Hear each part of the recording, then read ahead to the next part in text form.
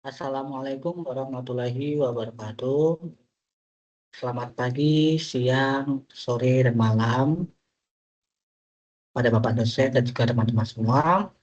Yang saya hormati Bapak dosen pengampu mata kuliah perekonomian Indonesia, Bapak Tutor Adi Palawagelu, SEMSI, serta rekan-rekan mahasiswa kelas MJ 410.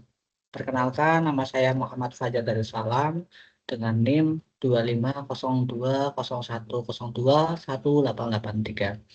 Pada kesempatan ujian akhir semester ini, saya akan mempresentasikan laporan analisis komprehensif berjudul Rapor 7 Bulan Perekonomian Indonesia, Capaian dan Tantangan, berdasarkan analisis kritis, data BPS, dan pemberitaan terkini. Presentasi ini mengevaluasi kinerja ekonomi nasional sepanjang paruh pertama tahun 2026 dengan meninjau 4 pilar utama: stabilitas makroekonomi, dinamika, inflasi dan daya beli, kondisi ketenagakerjaan, serta arah kebijakan strategis pemerintah. Bapak dan rekan-rekan sekalian, kita mulai dari capaian indikator makro utama. Perekonomian Indonesia pada kuartal pertama 2026 mencatatkan angka pertumbuhan yang sangat positif, yaitu sebesar 5,61% year on year. Angka ini cukup membanggakan karena melampaui target periode lalu sebesar 4,87%. Jika kita bedah komponen pembentuknya, yang pertama adalah konsumsi rumah tangga, tetap menjadi tulang punggung utama dengan memberikan kontribusi sebesar 2,94%, 2,94 poin. Kemudian belanja pemerintah mencatatkan kelompatan pertumbuhan fantastis mencapai 21,81% yang didorong oleh percepatan realisasi APBN untuk proyek-proyek strategis nasional dan belanja sosial awal tahun. Atas dasar itu menunjukkan bahwa secara angka di atas kertas perekonomian kita relatif stabil walaupun di tengah ketidakpastian geopolitik global, di mana yang kita tahu memang kondisi pada tahun 2026 ini banyak sekali geopolitik global yang bergejolak, di mana ada perang antara Iran, Israel, dan Amerika, dan juga pas awal tahun itu juga ada perang antara Amerika dengan Ekuador. Kemudian jika kita gali lagi lebih dalam, di balik angka 5,6% tersebut, pertumbuhan ekonomi tersebut, muncul sebuah dinamika menarik pada sektor inflasi dan daya beli masyarakat. Secara umum, tingkat inflasi nasional terbilang terjaga di dalam target sasaran. Namun, terdapat indikasi pelemahan daya beli pada masyarakat kelompok menengah ke bawah atau middle low income. Harga komoditas pangan yang volatile masih menjadi pengeluaran dominan bagi masyarakat. Hal ini kemudian memicu fenomena shrinking saving atau pengikisan tabungan, di mana alokasi dana masyarakat menengah bergeser dari tabungan untuk menutupi tingginya biaya kebutuhan pokok harian. Merespon hal ini, Bank Indonesia tetap mempertahankan kebijakan moneter yang prudent, guna menjaga kestabilan nilai tukar dan mengendalikan imported inflation atau inflasi yang basisnya karena terjadi perubahan pada harga-harga impor. Berpindah ke sektor keuangan dan pasar modal, pasar keuangan domestik selama 7 bulan terakhir mengalami sensitivitas yang cukup tinggi akibat faktor eksternal, antara lain kebijakan suku bunga Bank Sentral (US) atau The Fed, kemudian volatilitas harga komoditas ekspor seperti CPO dan nikel, serta tensi geopolitik global. Kondisi ini menyebabkan nilai tukar rupiah berada dalam tekanan depresiasi yang moderat terhadap dolar Amerika. Meski demikian, IHSG masih menunjukkan daya tahan dengan pergerakan fluktuatif yang ditopang oleh solidnya kinerja sektor perbankan dan saham komoditas.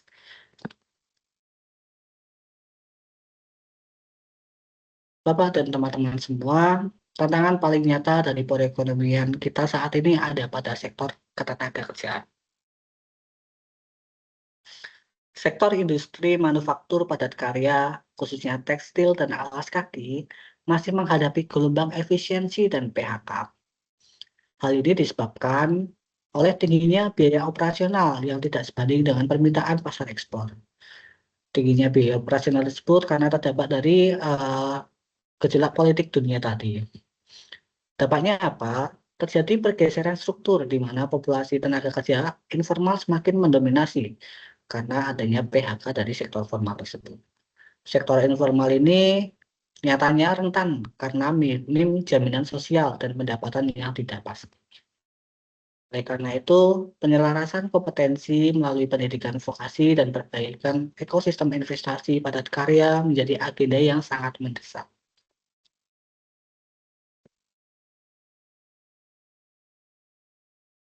Indikator pergerakan daya beli ini dapat kita konfirmasi melalui data grafis Indeks Keyakinan Konsumen atau IKK dan penjualan retail.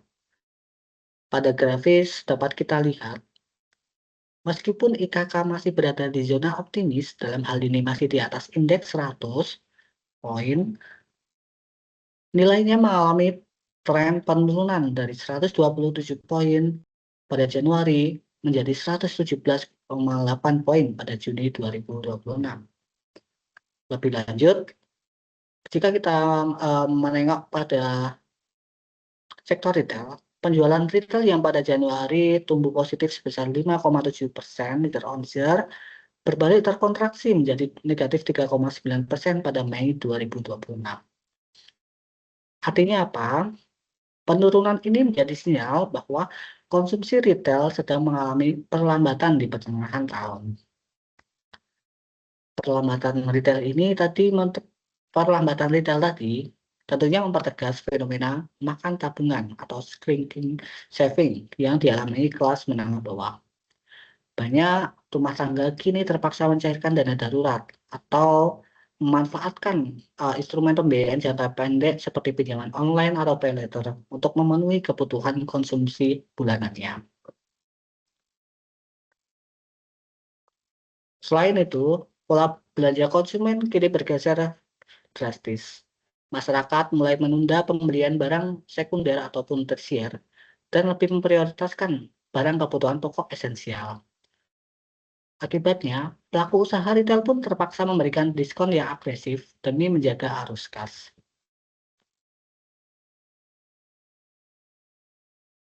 Bapak Dr. Andi dan rekan-rekan semuanya, dari seluruh paparan tadi, kita sampai pada inti analisis kritisnya, yaitu menurut saya terjadinya paradoks ekonomi Indonesia. Di satu sisi, secara makroekonomi, Indonesia sangat tangguh dengan PDB bertumbuh di atas 5,6%. Kondisi fiskal terjaga dan investasi asing tetap masuk. Namun di sisi yang lain, secara sektor real atau mikro, masyarakat kelas menengah merasakan tekanan nyata akibat inflasi pangan, tergerusnya tabungan, dan ancaman pemutusan hubungan kerja. Artinya apa? Bahwa pertumbuhan ekonomi yang tinggi di Indonesia ini belum sepenuhnya terdistribusi secara inklusif hingga ke lapisan masyarakat yang terbawah.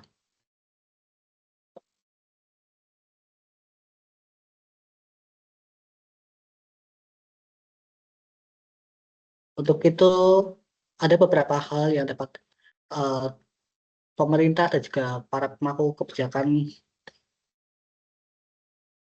lakukan agar kondisi tersebut segera dapat ditanggulangi. Yang pertama adalah pemerintah harus um, melakukan penguatan jaring pengaman sosial, di mana pemerintah perlu memperluas subsidi tepat sasaran dan bantuan langsung bagi kelompok rentan. Yang kedua, uh, pemerintah memberikan insentif sektor padat karya. Dalam hal ini memberikan relaksasi pajak atau pembiayaan murah bagi industri padat karya guna mencegah perluasan PHK. Yang ketiga adalah stabilitas harga pangan, yaitu dengan cara optimalisasi rantai pasok logistik nasional untuk menekan volatilitas harga bahan pokok. Harapannya dengan langkah begitu, eh, pertumbuhan ekonomi yang terjadi di Indonesia dapat terdistribusi secara merata. Demikianlah presentasi yang dapat saya sampaikan mengenai paparan kondisi ekonomi selama 7 bulan. Semoga dapat dipahami dan juga dapat kita jadikan pelajaran bersama. Terima kasih atas perhatiannya. Wassalamualaikum warahmatullahi wabarakatuh.